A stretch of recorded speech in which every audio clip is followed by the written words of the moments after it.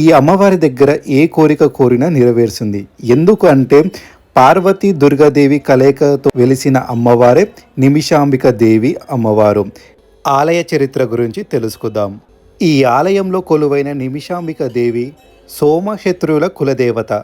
పూర్వము ముగ్ధముని అనే ముని తపస్సు చేసి శివపార్వతి అనుగ్రహం పొందారు. ఆ మహామునిని ఆ రాజ్యంలో చేసే మహాయాజ్ఞానికి రాజ సంరక్షణ కోసం పిలిచారు. ఆ యాగం చేసే సమయంలో రాక్షసులు ఆ యాగానికి అడ్డుపడ్డారు. రాక్షసులు చేస్తున్న విధ్వంసాన్ని భరించలేక ఆ మహాముని తన శిరస్సుని ఖండించుకునే ప్రయత్నం చేశాడు. ఆ సమయంలో అమ్మవారు హోమగుండం నుంచి ప్రత్యక్షమయ్యారు.